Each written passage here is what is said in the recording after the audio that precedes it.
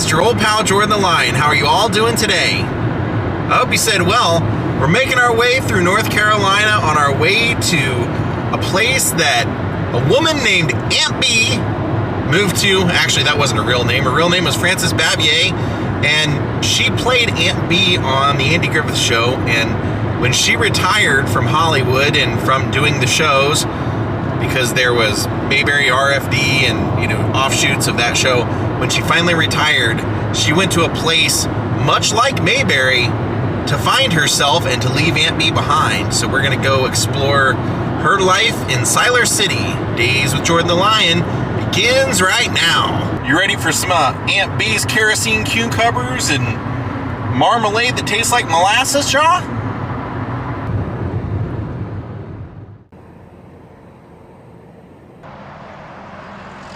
All right, we have arrived.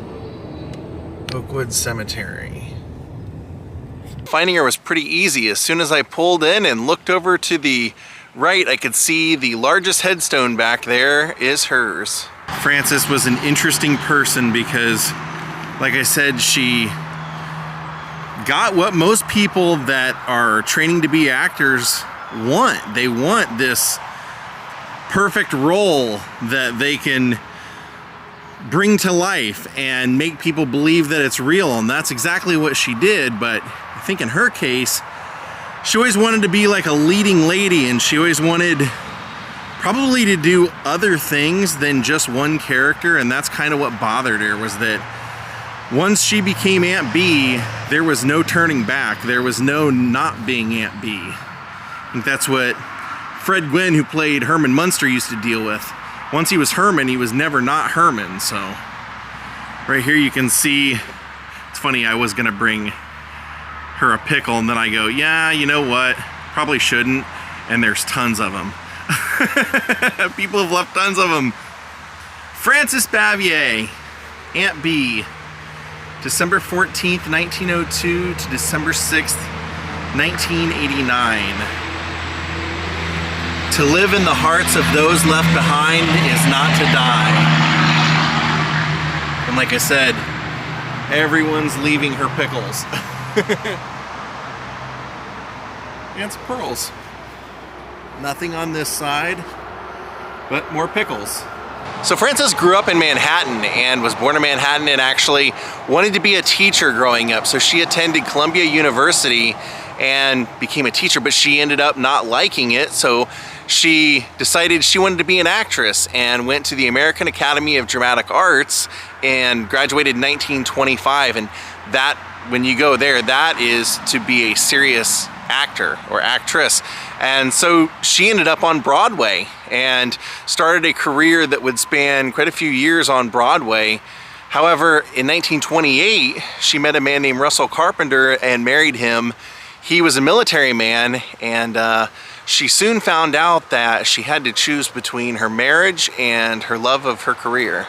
Now, Frances said in interviews, it wasn't that she loved him any less, it's just that she loved acting more, and she realized that, you know, he was the kind of man, he was very charming, and she loved him, but she said he was the kind of man that wanted a woman who was going to be there all the time for him, be devoted to him, dedicated to him, like a woman in the house. And she said that wasn't unfair to ask for, but that's just not who I was.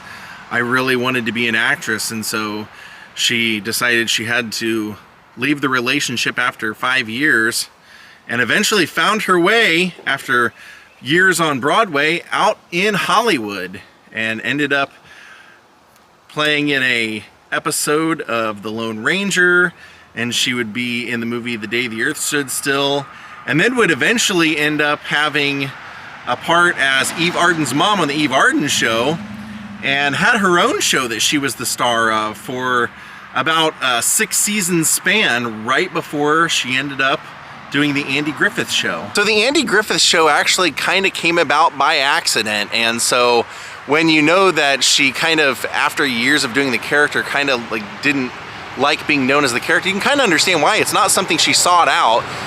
Andy Griffith was a guest on Danny Thomas's show, and he was so likable in the rehearsals that the sponsors wanted to give him his own show. And since Frances and Ron Howard were both in the episode with Andy Griffith, they ended up on the Andy Griffith Show, and as we all know, the Andy Griffith Show became one of, if not the biggest show of the 60s, and it really brought to television what most people could relate to and what they were living through in their own lives. And so this character of Aunt Bee that Frances would play would kind of symbolize, you know, that person in the home that everybody kind of wished they had, this aunt that helped take care of them and do all that kind of stuff.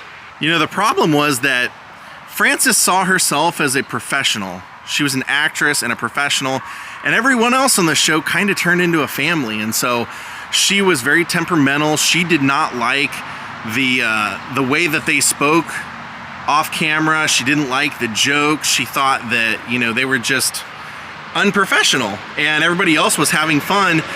So she would get her feelings hurt. She would, you know, my mom was telling me that she had read somewhere that Andy and Don Knotts used to have a nickname for her. They used to call her the Marlboro Man. She smoked a lot, but she would get into bad moods and then not want to come to the set. Ron Howard said he kind of got the impression she just didn't even like kids. Andy Griffith always felt like she didn't like him. There was just something about him she didn't like.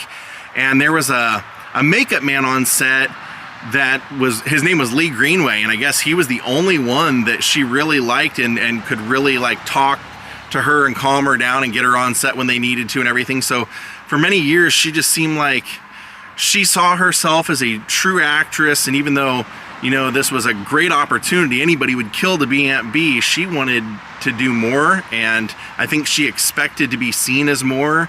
And a lot of people just saw her eventually as this comedic Aunt Bee character that she could just never get away from. So it's kind of surprising that when Andy Griffith left the show, he just kind of felt like, you know, he had done it long enough and he wasn't really taking it seriously. He said, I was coming to the show sometimes and I didn't even know all my lines and stuff, so I just thought I was hurting the show more than anything. But the producer, Sheldon Leonard, said, Andy, you know, so many people love this show, we can't take it off the air. Like, this is their community. Can we make the show go on without you? And so they did. They had Mayberry RFD, and Frances would be the returning character from the original show that would come to Mayberry RFD for the next 2 years. Now, she eventually decided to retire and moved everything, including her car. She had a Studebaker car that she got the last year of production. She loved Studebakers and would drive this to and from the set while she lived in Hollywood working on the show. And even in Mayberry RFD, they would have her car in the background of some of the scenes for a couple of the episodes. She loved that car so much she would never get rid of it, and so she moved everything here. She had come to North Carolina and said that she just absolutely fell in love with the people and the beauty of the environment and the roads and everything, and decided to basically come and start a quiet new life here in Siler City. Now, unfortunately, this was not what she basically came here for, unfortunately. When she came here, what she didn't realize was she was now the most famous person in town, and for a small town, everybody knew Aunt Bee. So everywhere she went, she became like, people always wanted to talk to her. Not that she was opposed to that, because she liked, you know, she said when she moved here, she understood what conflicting, you know, things they must go through. They want to be friendly and they want to be hospitable and everything, while not being too pushy and not being intrusive. And also, she said she was 70 years old, so she figured people know that she's coming out here to basically be left alone. But so many people knew who she was, and everywhere she went, after a while, it just kind of like got old. She had been the grand marshal to a parade and stuff when she came here and was kind of a part of the city. But then everywhere she went, people were like making Aunt Bee jokes and just calling her Aunt Bee and everything, that she just got to a point where she became a total reclusive person. And she had bought her home here in town, a 2-story home, sight unseen when she moved here, and she just retreated to that home. So we're gonna go over to that house now, and we're gonna talk about the time that Ron Howard and Andy Griffith showed up at that house and what her life was like at that house. Rest in peace, Frances. When we get over to her house, we'll kind of talk about how she passed away, because that kind of goes hand in hand with the Andy Griffith story. But it's crazy, you know, for someone who shied away from this character for so much of her life, at the end of her life, she really realized that, you know, it was better to be known for something than nothing, and that, like the bottom of her headstone says, to live in the hearts of those left behind is not to die. And by all the pickles out here, you can tell that people do not forget her. People are still coming out here to visit.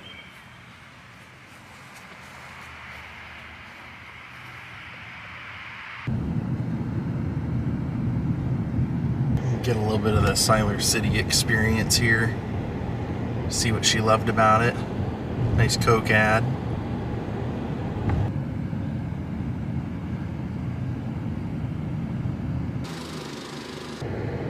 Let's see where Aunt B lived. Sorry, Francis. See, I do it too. Can't help it. I know what she's talking about. So here was Frances Bavier's Siler City home. Bought sight unseen, but once, you know, she just felt like she couldn't. I saw her in interviews after she retired where there was one where she said that if she ever like kind of misses people, she'll go to the grocery store, because somebody always goes, oh, it's Aunt B, but then she got tired of it. So she actually started arranging for all of her meals and all of her food and all of her deliveries and everything to come straight to the house.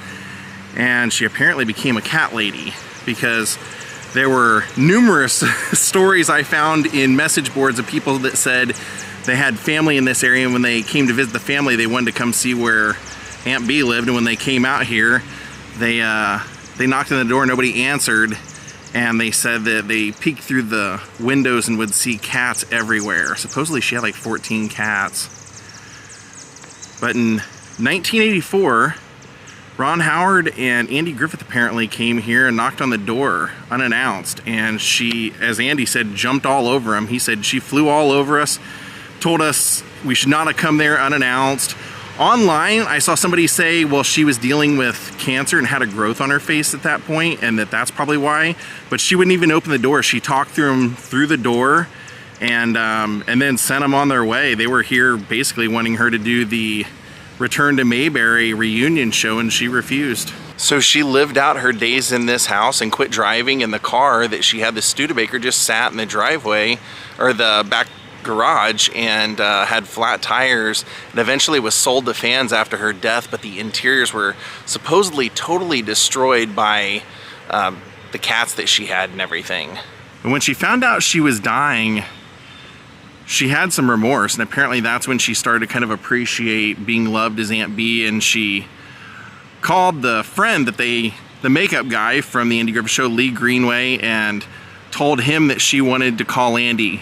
And so she got in touch with Andy Griffith and said, Andy, I must be made out of cast iron because I've survived a heart attack and now I have cancer, but I'm finally dying, and I just wanted to tell you that I'm sorry that we never were very close. And he said, I mean, you know, we got along, but we were never like great friends or anything. But she said that she was sorry and that it was her fault, and that she saw what he was doing with the show and that he had a vision and everything. But she just said she was sorry that she was so hard to work with, and that she apologized, made amends with him at the end of her life. As he said, it's kind of daunting to sit and listen to someone say goodbye to you knowing they're gonna die. So when she ended up passing away, she left a bulk of her estate to the hospital here in town, and then a big portion of it to the police officers of Siler City. And the interest that the money that she donated back then when she passed away in 1989, the money that she donated, actually the interest that they earn every year is divided up, and that's the police officers' bonuses. So her memory still lives on.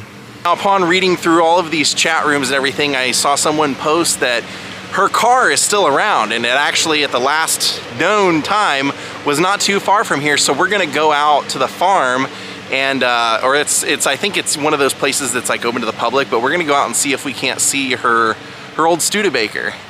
I read that at the end of her life, the house was in such shambles from the cats taking over that she lived in just the back room, and the cats had a whole bathroom that they had taken over also, that she had donated or dedicated just as their like litter box, but the whole place was basically basically trashed. You know, that also could be why she didn't let Ron Howard and Andy Griffith in also and talk to him through the door. She didn't want him to see what her house looked like on the inside after all those years. So it looks like we're headed about 45 minutes away to hopefully see her car.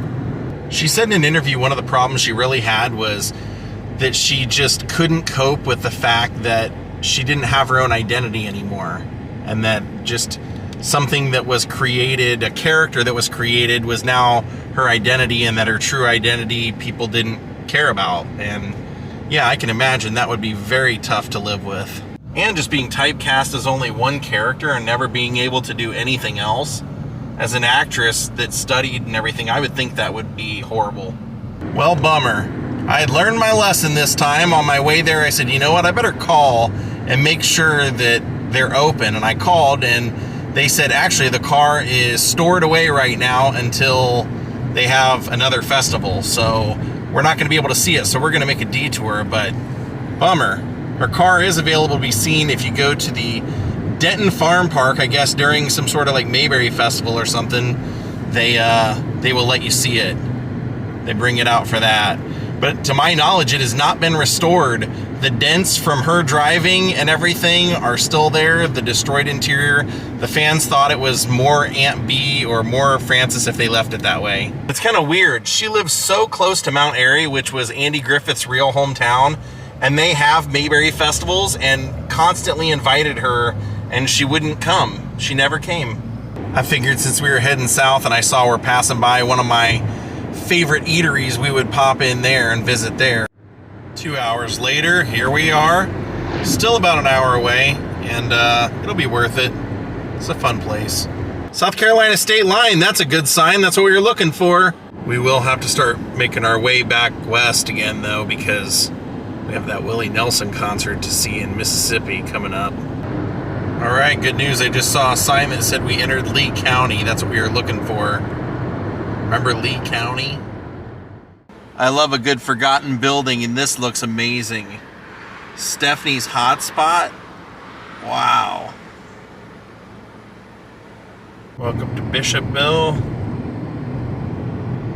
A used car sign. All right. Oh yeah, that's right. Harry and Harry 2, home of the Lizard Man. The stuff here was amazing. So last time I came through here, turned out to be on a Saturday, and they're closed on Saturday and Sunday. So I've been here once, got foiled the second time, so we're gonna do it again today. This place is really excellent. Special today is a Gouda melt. Not sure if I'm in the mood for any jalapeno cornbread, but who knows? Kind of looks good. I think I came at like the best time because it's totally empty. Normally, well, at least the other time I came, it was pretty packed. See, home of the Lizard Man.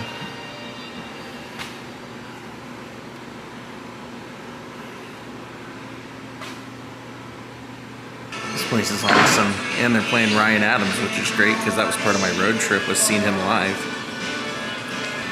And so was Babe Ruth.